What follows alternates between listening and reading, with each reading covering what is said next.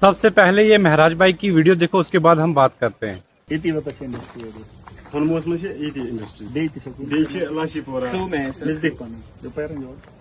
मैं अभी कश्मीर में हूँ, खन्मू में इंडस्ट्री एरिया है।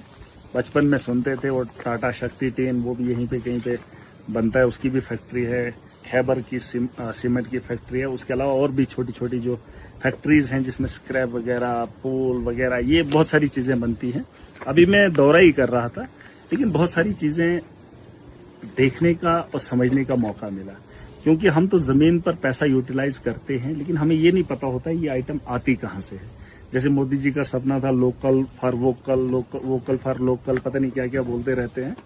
हमारे यहाँ जो इंडस्ट्री है, क्या यहाँ का सामान जम्मू कश्मीर के अंदर इस्तेमाल होता है, वो जानना था। क्योंकि जब मैं पैसा देता था, मुझे कोई पता नहीं होता था हमारा पैसा कहाँ जाता है। जेम के थ्रू जो 10 रुपए की चीज है 100 रुपए में दिखाई जाती है।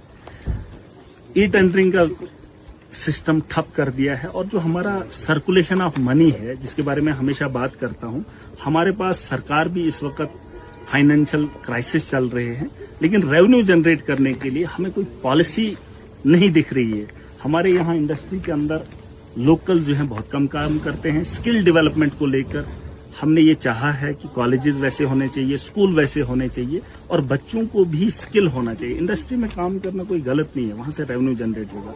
और उसके अलावा जो हमारे हालात हैं जम्मू कश्मीर के, एक तो ये बहुत बड़ा हब है, यहाँ से रेवेन्यू जनरेट किया जा सकता है।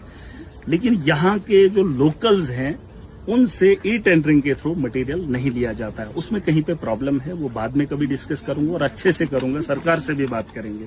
इनको बूस्ट किया जाना चाहिए, है ना। इनको थोड़ा सा गवर्नमेंट की तरफ से सपोर्ट होना चाहिए, ताकि लोकल लेवल पर छोटी छोटी इंडस्ट्री अगर यहाँ पर हैं या करोड़ों रुपया लगाया है, और उसके बावजूद भी यहाँ पे त्राही त्राही मची है, बाहर से चीजें लाई जा रही हैं और कश्मीर के अंदर उनको बेचा जा रहा है।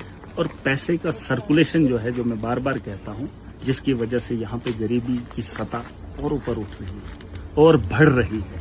तो इस चीज को कंट्रोल करने के लिए मैंने जरूरी समझा मैं कश्मीर में जाऊं या जम्मू के अंदर, बड़ी ब्रह्मना के अंदर जो हमारी इंडस्ट्रीज हैं, उनको बूस्ट कैसे मिले। और उसके अलावा हमारे पास जंगलात भी हैं। जैसे इस वक्त बताया जा रहा है कि जम्मू कश्मीर के अंदर फाइनेंशियल क्राइसिस है। मैंने कहा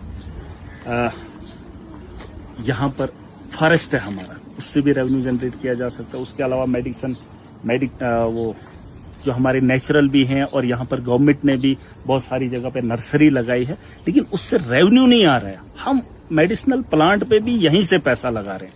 मतलब उस चीज को भी जिस तरीके से मैंने यहाँ पर देखा, अगर आप देखेंगे यहाँ पर जहाँ शेर